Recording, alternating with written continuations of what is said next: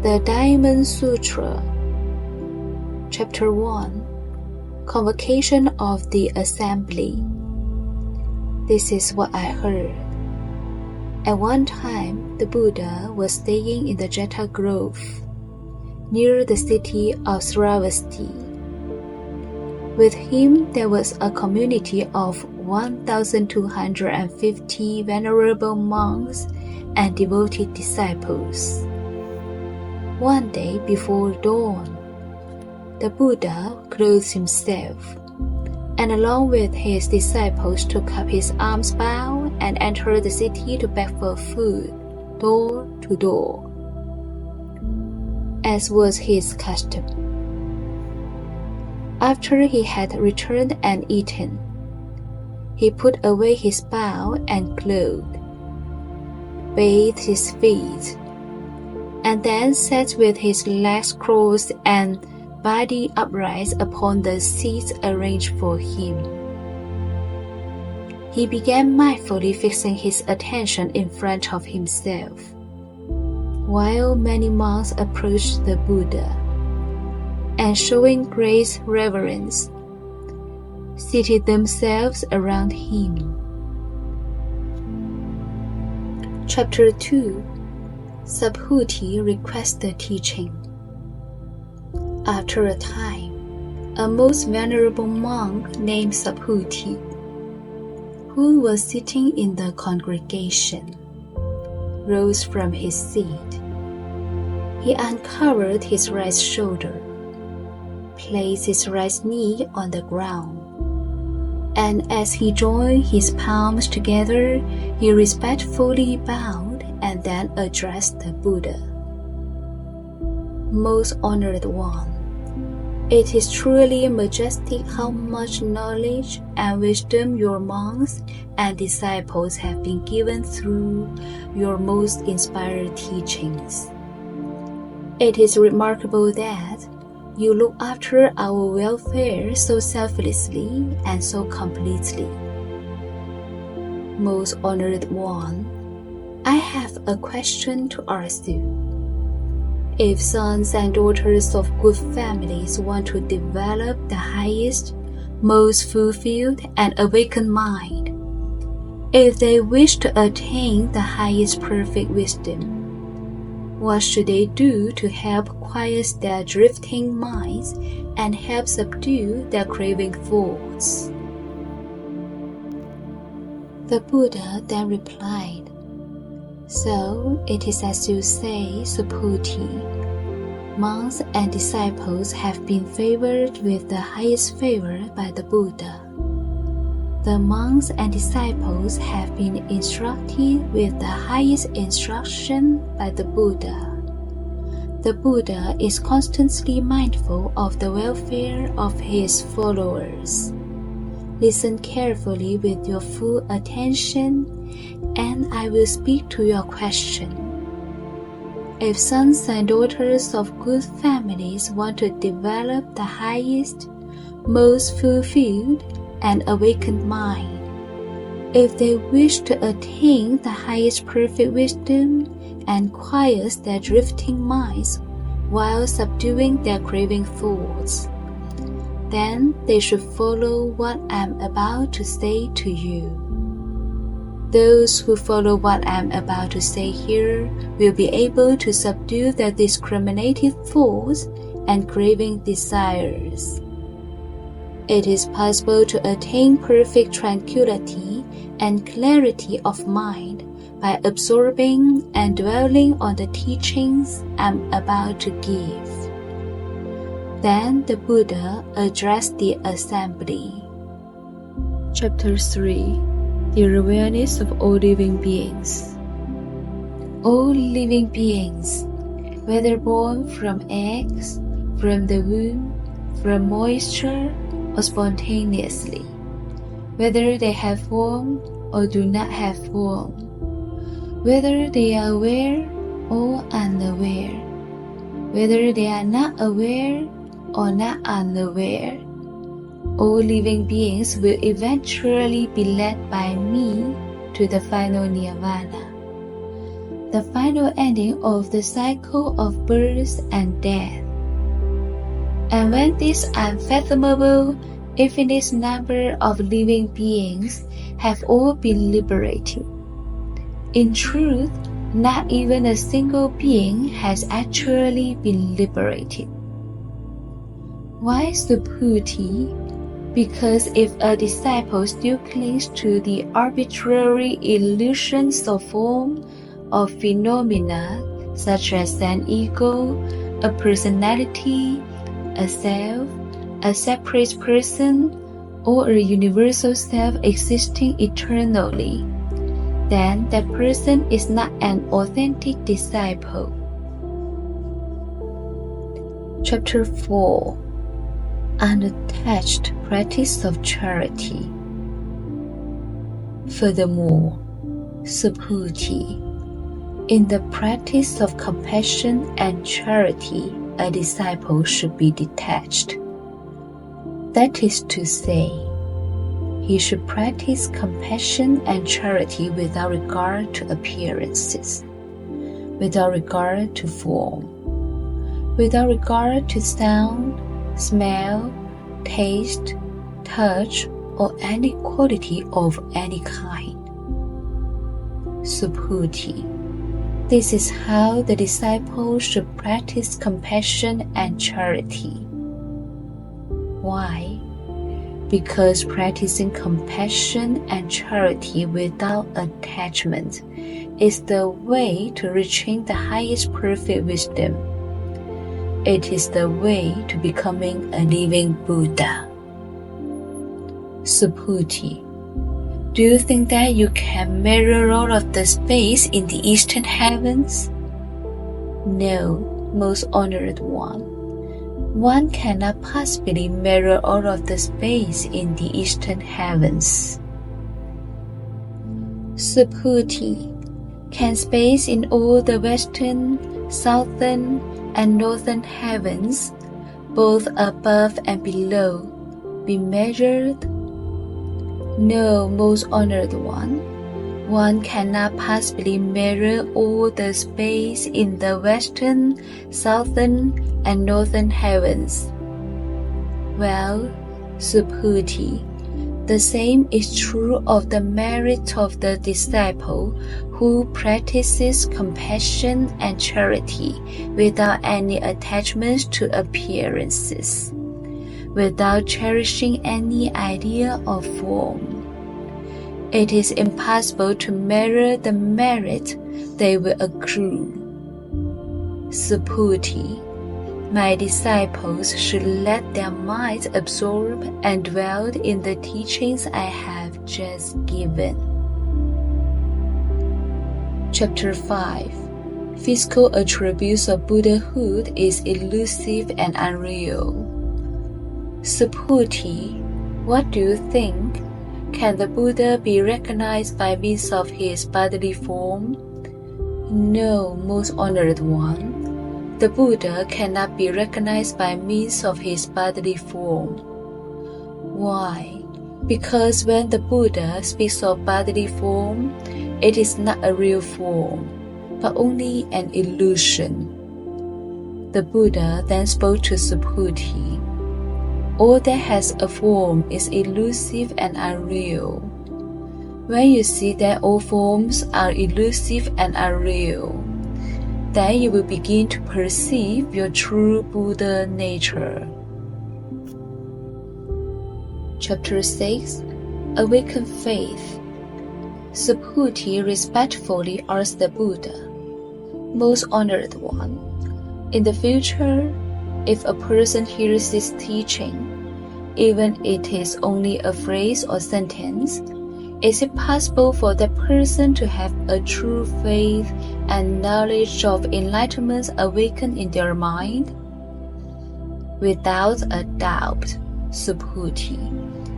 Even 500 years after the enlightenment of this Buddha, there will be some who are virtuous and wise, and while practicing compassion and charity, they will believe in the words and phrases of this sutra and will awaken their minds purely.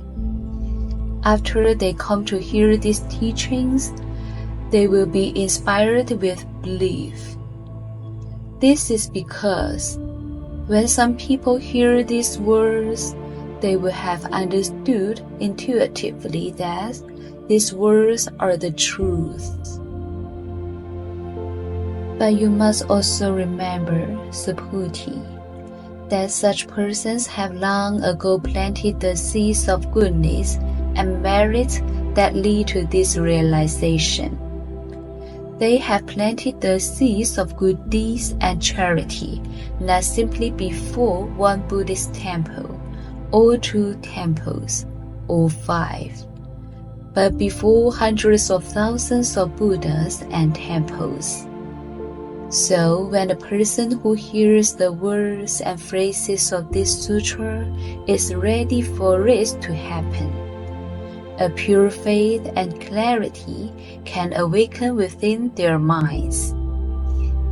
Subhuti, any person who awakens faith upon hearing the words or phrases of this sutra will accumulate countless blessings and merit. How do I know this? Because this person must have discarded all arbitrary notions of the existence of a personal self, of other people, or of a universal self. Otherwise, their minds will still grasp after such relative conceptions. Furthermore, these people must have already discarded all arbitrary notions of the non-existence of a personal self, other people, or a universal self. Otherwise, their minds will still be grasping at such notions.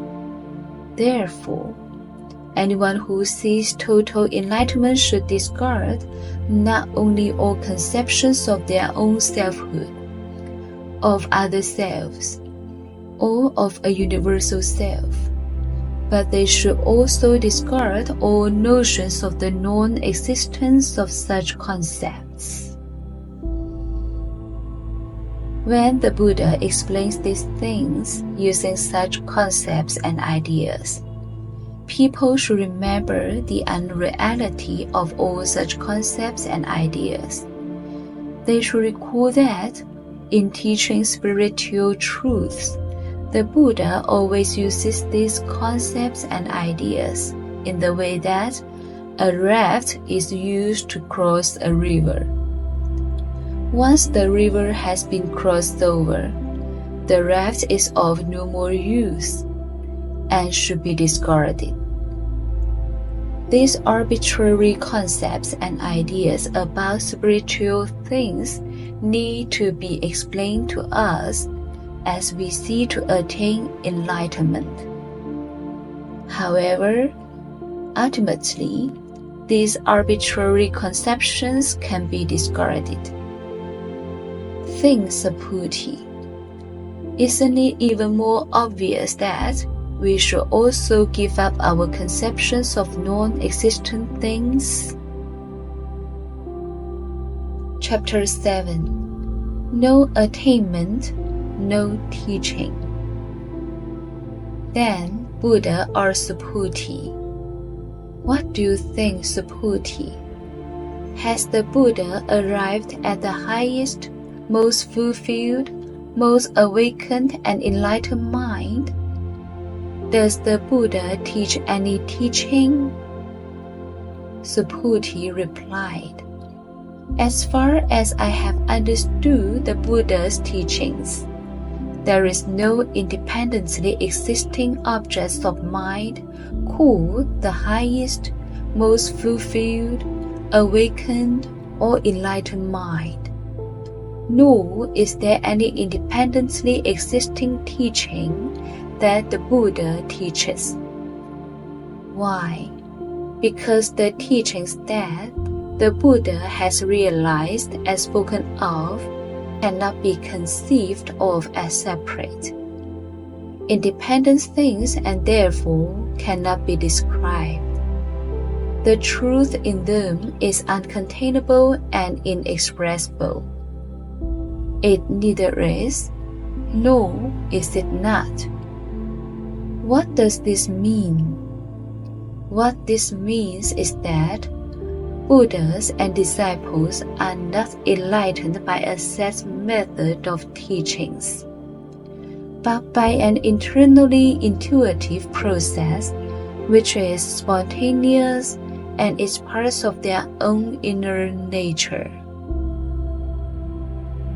Chapter 8. Real merit has no merit. Let me ask you, Subhuti, if a person filled over 10,000 galaxies with the 7 treasures for the purpose of compassion, charity, and giving alms, would this person not gain great merit and spread much happiness?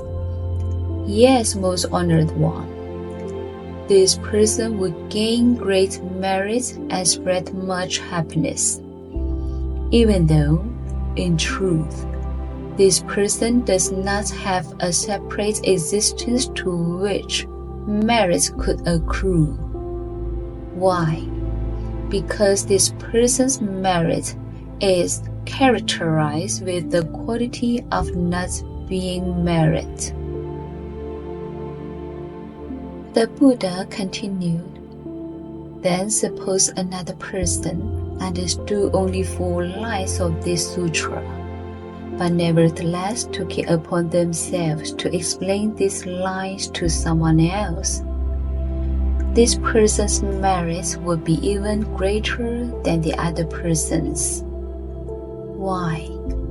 Because all Buddhas and all the teachings and values of the highest, most fulfilled, most awakened minds arise from the teachings in this sutra. And yet, even as I speak, Subhuti, I must take back my words as soon as they are uttered, for there are no Buddhas and there are no teachings. Chapter 9. No returning and not returning. Buddha then asked, What do you think, Subhuti? Does one who has entered the stream which flows to enlightenment say, I have entered the stream? No, Buddha, Subhuti replied. A true disciple entering the stream would not think of themselves as a separate person that could be entering anything. Only that, disciple who does not differentiate themselves from others, who has no regard for name, shape, sound, odor, taste, touch, or for any quality can truly be called a disciple who has entered the stream. Buddha continued, Does a disciple who is subject to only one more rebirth say to himself, I am entitled to the honors and rewards of a once to be reborn? No, blessed one. Once to be reborn is only a name. There is no passing away or coming into existence. Only one who realizes this can really be called a disciple. Subhuti, does a venerable one who will never more be reborn as a mortal say to himself, I am entitled to the honor and rewards of a non-returner? No, perfectly enlightened one. A non-returner is merely a name. There is actually no one returning and no one not returning. Tell me, Subhuti, does a Buddha say to himself, I have obtained perfect enlightenment? No, blessed one, there is no such thing as perfect enlightenment to obtain. If a perfectly enlightened Buddha were to say to himself, I am enlightened, he would be admitting there is an individual person, a separate self and personality, I would therefore not be a perfectly enlightened Buddha.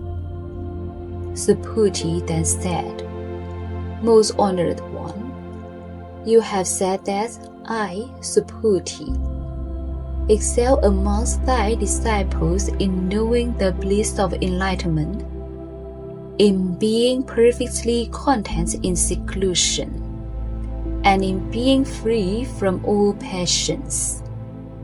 Yet I do not say to myself that I am so. For if I ever thought of myself as such, then it would not be true that I escaped ego delusion. I know that in truth there is no Subhuti, and therefore Subhuti abides nowhere.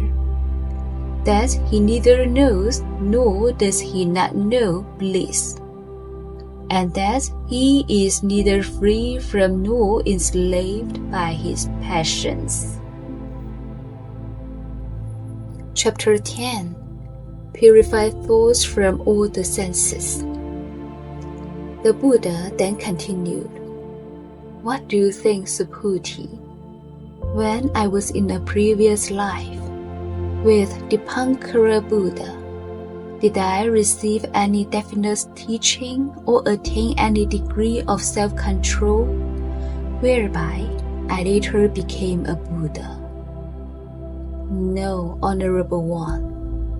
When you were a disciple of Dipankara Buddha, in truth, you received no definite teaching, nor did you attain any definite degree of self-control. Subhuti, know also that if any Buddha would say, I will create a paradise, he would speak falsely. Why? Because a paradise cannot be created, nor can it not be uncreated. A disciple should develop a mind which is in no way dependent upon sights, sounds, smells, tastes, sensory sensations, or any mental conceptions. A disciple should develop a mind which does not rely on anything. Therefore, Subhuti, the minds of all disciples should be purified of all thoughts that relate to seeing, hearing, tasting, smelling, touching, and discriminating. They should use their minds spontaneously and naturally, without being constrained by preconceived notions arising from the senses. Suppose, Subhuti, a man had an enormous body. Would the sense of personal existence he had also be enormous? Yes, indeed, Buddha, Subhuti answered. His sense of personal existence would be enormous. But the Buddha has taught that personal existence is just a name, for it is in fact neither existence nor non-existence. So it only has the name personal existence. Chapter 11. Merits of this Sutra. Subhuti, if there were as many Ganges rivers as the number of grains of sand in the Ganges, would you say that the number of grains of sand in all those Ganges rivers would be very many? Subhuti answered, Very many indeed, most honored one. If the number of Ganges rivers were that large, how much more so would be the number of grains of sand in all those Ganges rivers? Subhuti, I will declare a truth to you. If a good man or a good woman filled over 10,000 galaxies of worlds with the 7 treasures for each grain of sand in all those Ganges rivers, and gave it all away for the purpose of compassion, charity, and giving alms, would this man or woman not gain great merit and spread much happiness? Subhuti replied, Very much so, most honored one. Subhuti, after studying and observing even a single stanza of this sutra, another person were to explain it to others, the happiness and merit that would result from this virtuous act would be far greater. Chapter 12. The most extraordinary merit. Furthermore, Subhuti, if any person in any place were to teach even 4 lines of this sutra, the place where they taught it would become sacred ground and would be revered by all kinds of beings. How much more sacred would the place become if that person then studied and observed the whole sutra?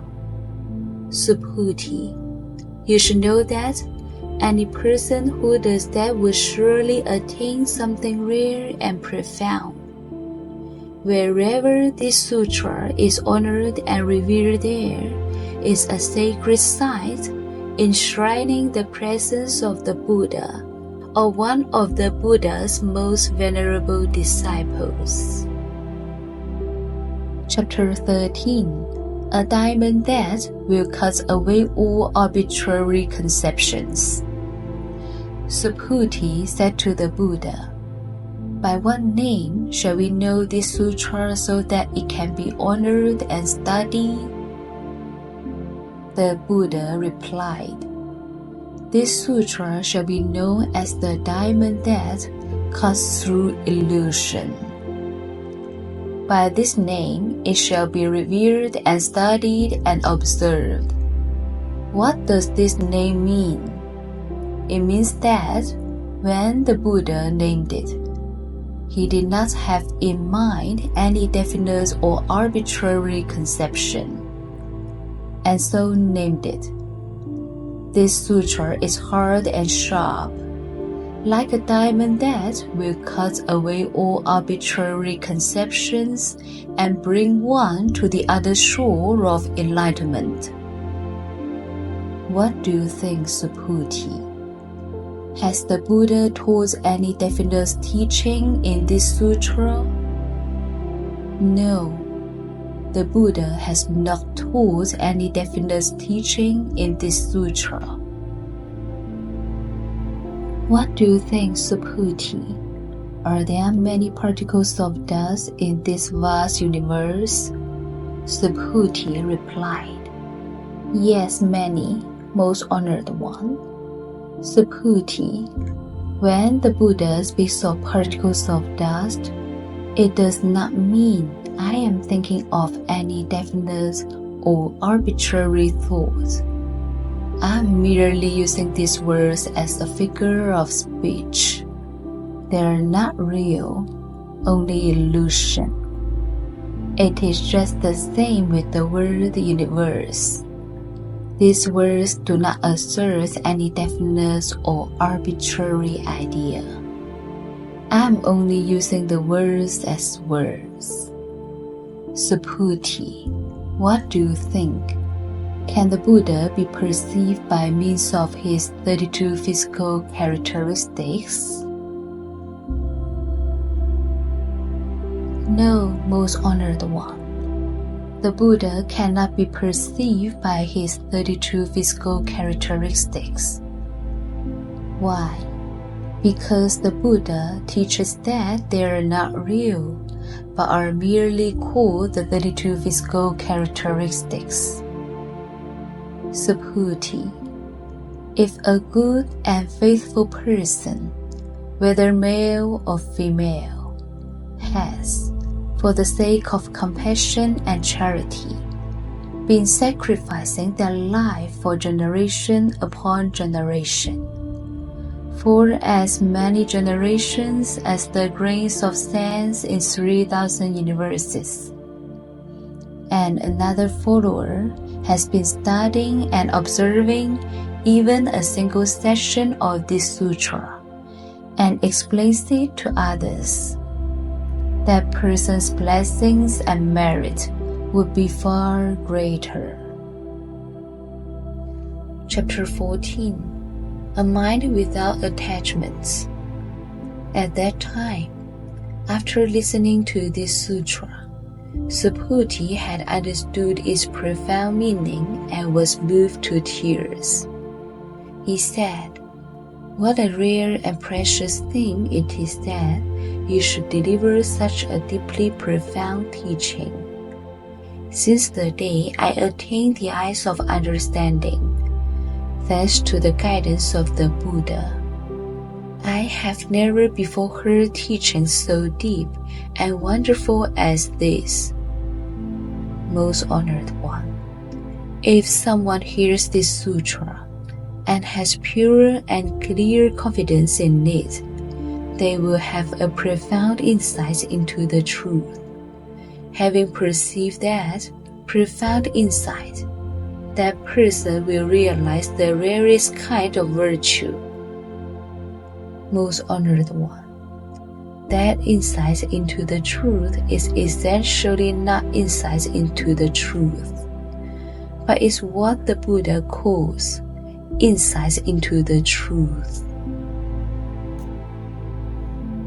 Most honored one, having listened to this sutra, I am able to receive and retain it with faith and understanding. This is not difficult for me, but in ages to come, in the last 500 years, if there is a person who hears this sutra, who receives and retains it with faith and understanding, then that person will be a rare one, a person of most remarkable achievement. Such a person will be able to awaken pure faith because they have ceased to cherish any arbitrary notions of their own selfhood, other selves, living beings, or a universal self. Why?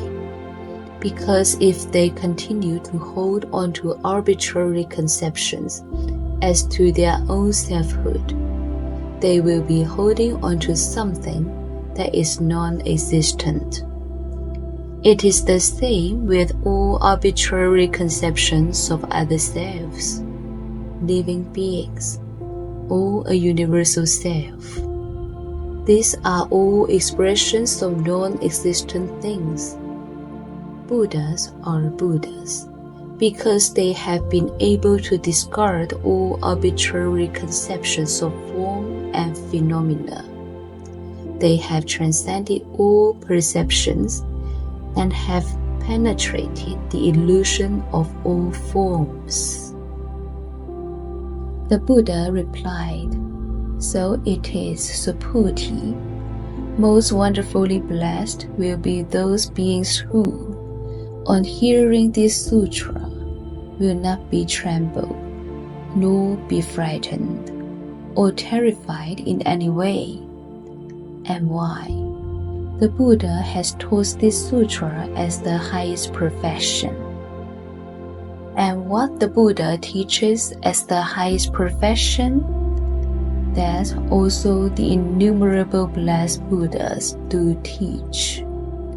Therefore is it called the highest profession.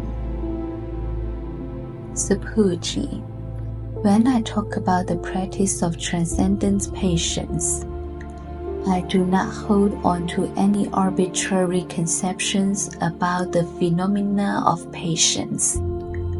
I merely refer to it as the practice of transcendent patience.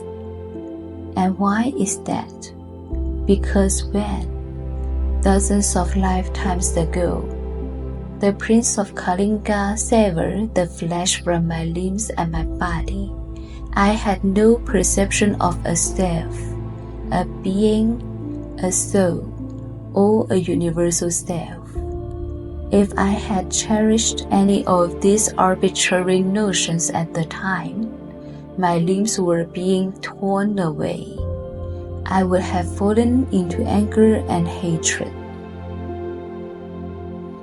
I also remember Subhuti, that during my 500 previous lives, I had used life after life to practice patience and to look upon my life humbly, as though I were a saint called upon to suffer humility. Even then, my mind was free of arbitrary conceptions of the phenomena of myself, a being, a soul, or a universal self.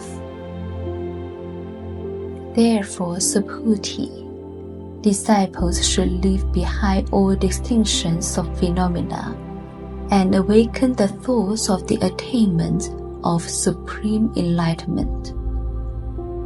A disciple should do this by not allowing their mind to depend upon ideas evoked by the world of the senses, by not allowing their mind to depend upon ideas stirred by sounds, odors, flavors, sensory touch, or any other qualities.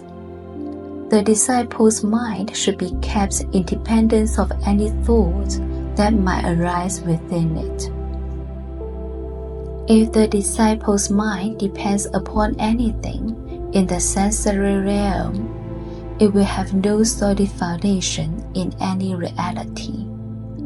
This is why Buddha teaches that the mind of a disciple should not accept the appearances of things as a basis when exercising charity. Subhuti, as disciples practice compassion and charity for the welfare of all living beings, they should do it without relying on appearances and without attachment. Just as the Buddha declares that form is not form, so he also declares that all living beings are, in fact, not living beings. Chapter 15. The Sutra is the supreme vehicle. Subhuti, if on the one hand, a son or daughter of a good family gives up his or her life in the morning as many times as there are grains of sand in the Ganges River, as an act of generosity, and gives as many again in the afternoon, and as many again in the evening, and continues doing so for countless ages. And if, on the other hand, another person listens to this sutra with complete confidence and without contention, that person's happiness will be far greater. But the happiness of one who writes this sutra down, receives, recites, and explains it to others cannot even be compared. It is so great. Subhuti, we can summarize by saying that the merits and virtue of this sutra is inconceivable, incalculable, and boundless.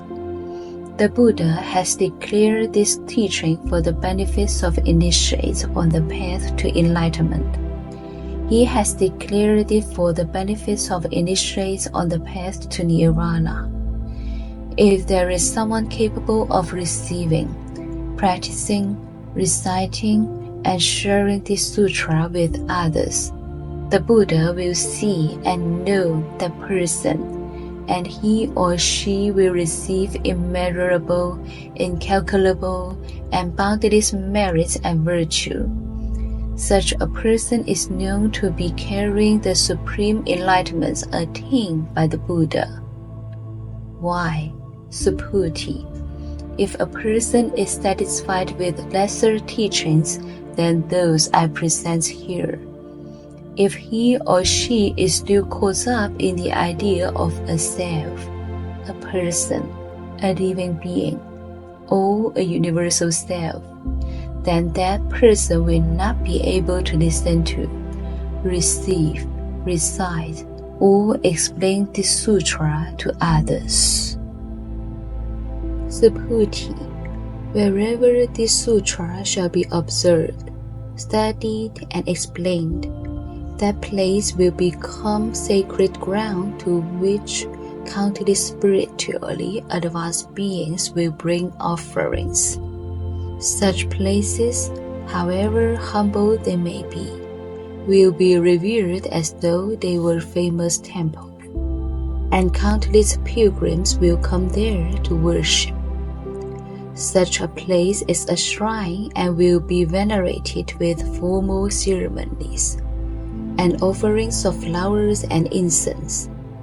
That is the power of this sutra. Chapter 16. Purgation of Bad Karma. Furthermore, Subhuti, if a good man or good woman who accepts, unholds, reads or recites this sutra is distinct or slandered, if they are despised or insulted, it means that in prior lives they committed evil acts and as a result are now suffering the fruits of their actions. When their prior lives' evil acts have finally been dissolved and extinguished, he or she will attain the supreme clarity of the most fulfilled and awakened mind. Subhuti, in ancient times before I met Dipankara Buddha, I had made offerings to and had been attendants of all 84,000 million Buddhas. If someone is able to receive, recite, study, and practice this sutra in a later, more distant age, then the happiness and merits brought about by this virtuous act would be hundreds of thousands of times greater than that which I brought about by my service to the Buddhas in ancient times.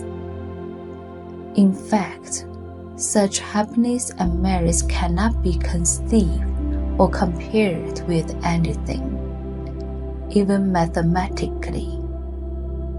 If I were to explain all this in detail now, some people might become suspicious and disbelieving, and their minds may even become disoriented or confused. Subhuti, you should know that the meaning of this sutra is beyond conception and discussion. Likewise, the fruits resulting from receiving and practicing this sutra is beyond conception and discussion. Chapter 17. All dharmas are non-dharmas. At that time, the Venerable Subhuti then asked the Buddha, "World-honored one, may I ask you a question again? If sons or daughters of a good family want to develop the highest, most fulfilled, and awakened mind, if they wish to attain the highest perfect wisdom, what should they do to help quiet their drifting minds and master their thinking?" The Buddha replied, "Subhuti, a good son or daughter who wants to give rise to the highest, most fulfilled, and awakened mind must create this resolved attitude of mind. I must help to lead all beings to the shore of awakening. But after these beings have become liberated, in truth I know that not even a single being has been liberated. Why is this so? If a disciple cherishes the idea of a self, a person, a living being, or a universal self, then that person is not an authentic disciple. Why? Because in fact, there is no independently existing object of mind called the highest, most fulfilled, and awakened mind." What do you think, Subhuti? In ancient times, when the Buddha was living with Dipankara Buddha, Did he attain anything called the highest, most fulfilled, and awakened mind? No, most honored one. According to what I understand from the teachings of the Buddha, there is no attaining of anything called the highest, most fulfilled, and awakened mind. The Buddha said, "You are correct, Subhuti.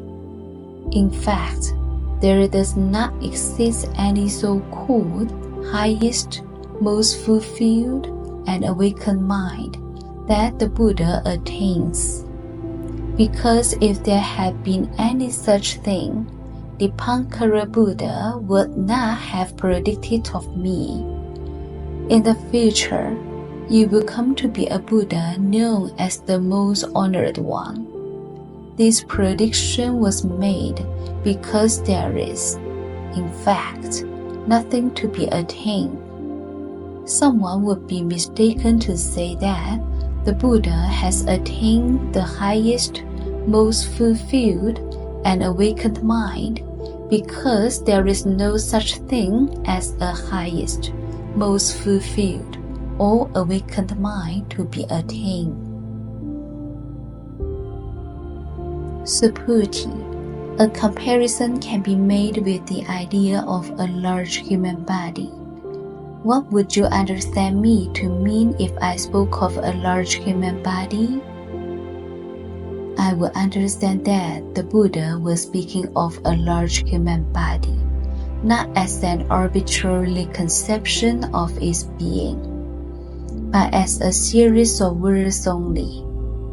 I would understand that the words carried merely an imaginary meaning. When the Buddha speaks of a large human body, he uses the words only as words. Subhuti, it is just the same when a disciple speaks of liberating numberless sentient beings. If they have in mind any arbitrary conception of sentient beings, or of definite numbers, then they are unworthy of being called a disciple. Subhuti, my teachings reveal that even such a thing as is called a disciple is non-existent. Furthermore, there is really nothing for a disciple to liberate. A true disciple knows that there is no such thing as a self, a person, a living being, or a universal self. A true disciple knows that all things are devoid of selfhood, devoid of any separate individuality. To make this teaching even more emphatic, the Buddha continued, "If a disciple were to speak as follows, I have to create a serene and beautiful Buddha field. That person is not yet truly a disciple. Why? What the Buddha calls a serene and beautiful Buddha field is not in fact a serene and beautiful Buddha field.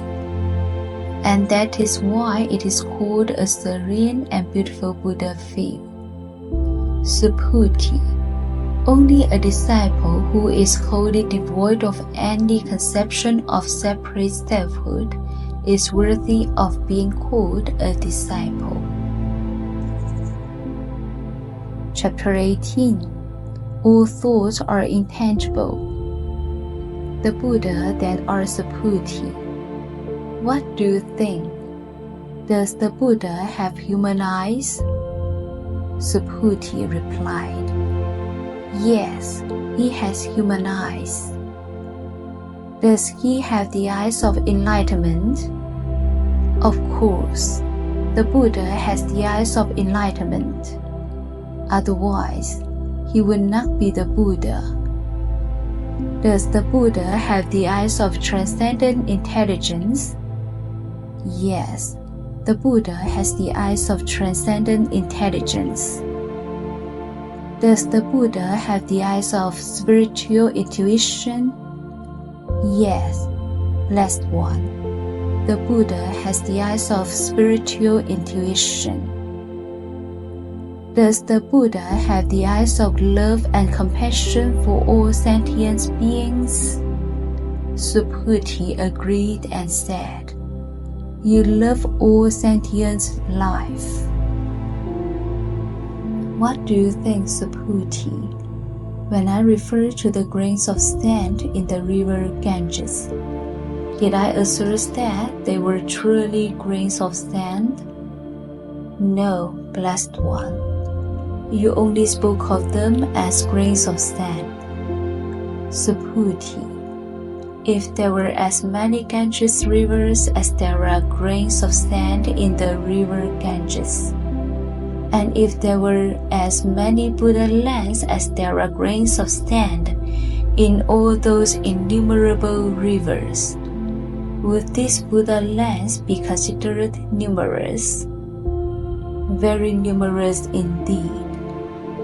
Subhuti, I know the mind of every sentient being in all the host of universes, regardless of any modes of thoughts, conceptions or tendencies.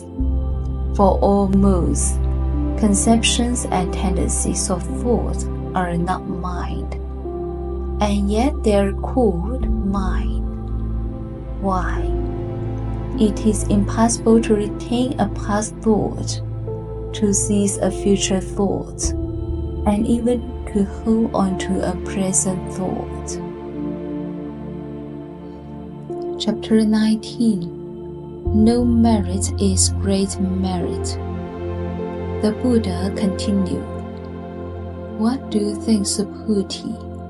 If a follower were to give away enough treasures to fill 3,000 universes, would a great blessing and merit incur to him or her?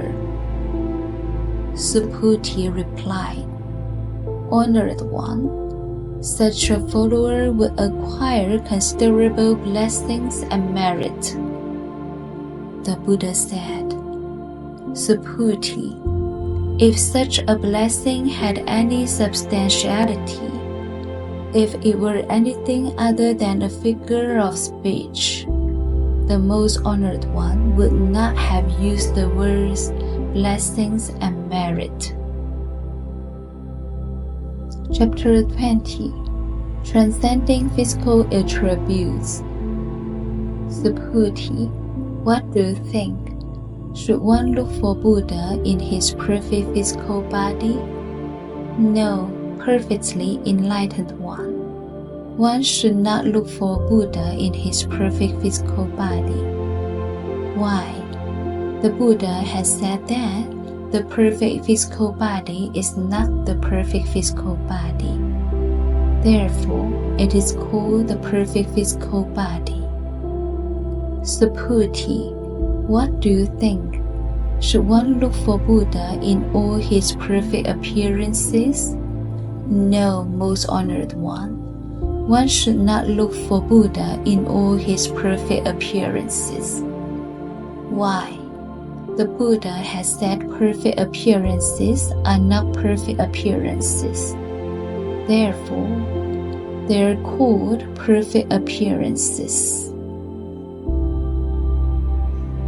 Chapter 21. No truth can be spoken.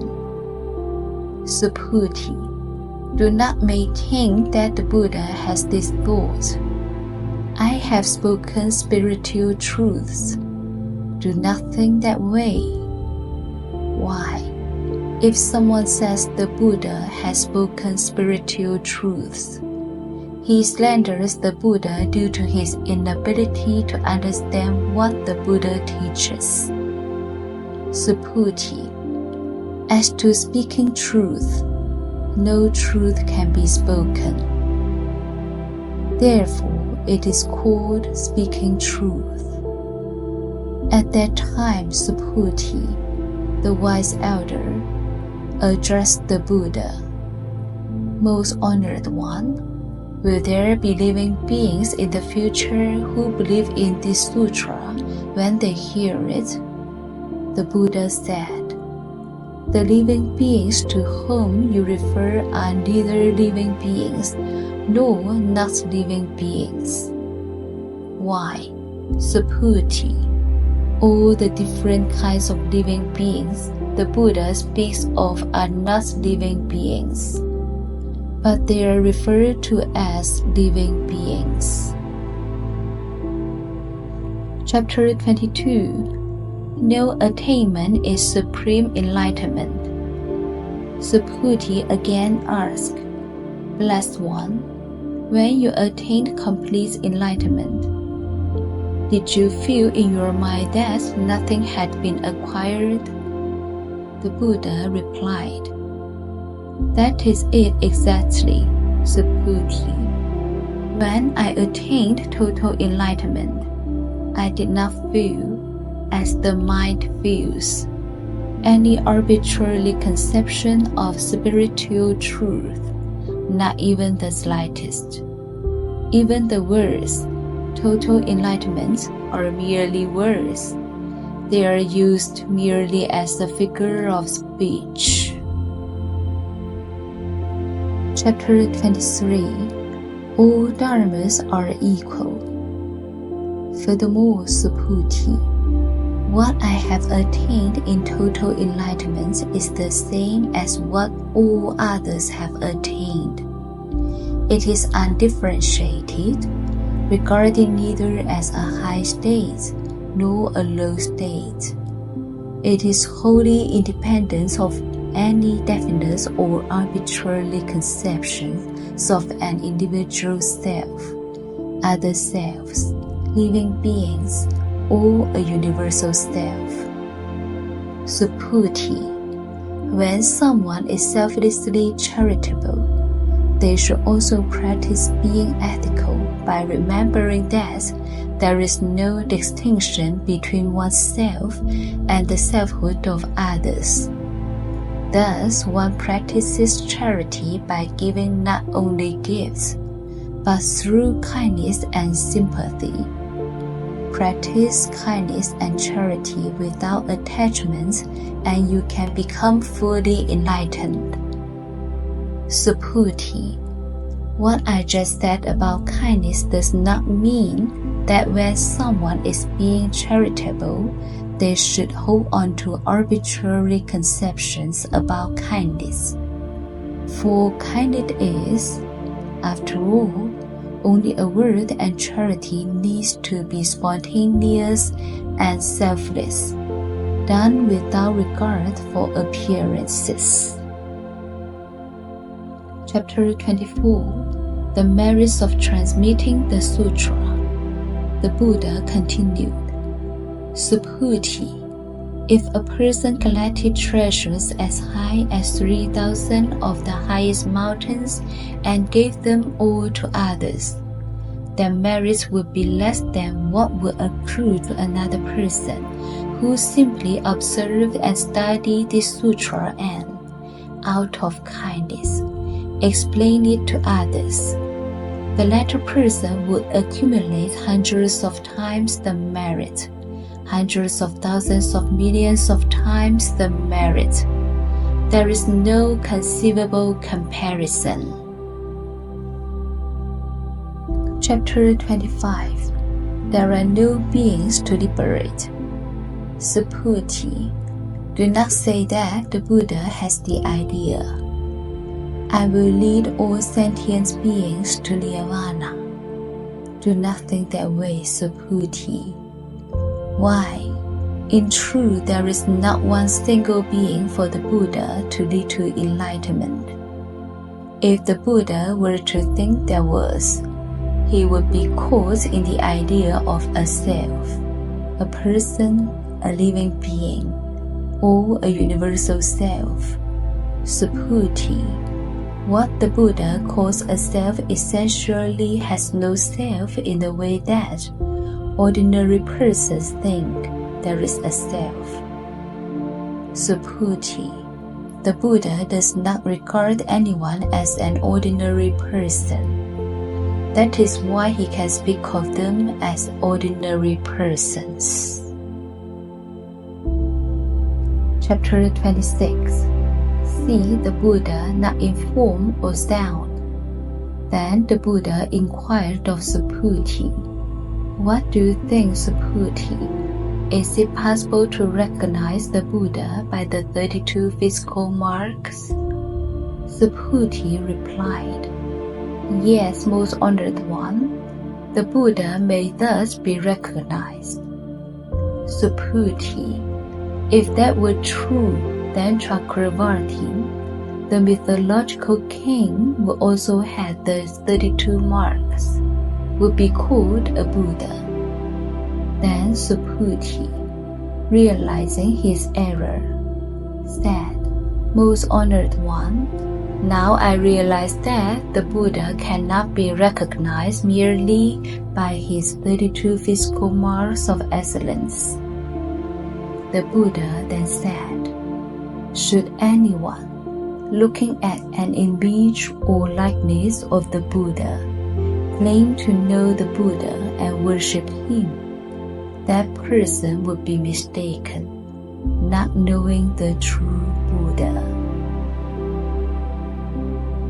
Chapter 27. Avoid nihilistic views. However, Subhuti, if you think that the Buddha realizes the highest, most fulfilled and awakened mind, and does not need to have all the marks, you are mistaken. Subhuti, do not think in that way.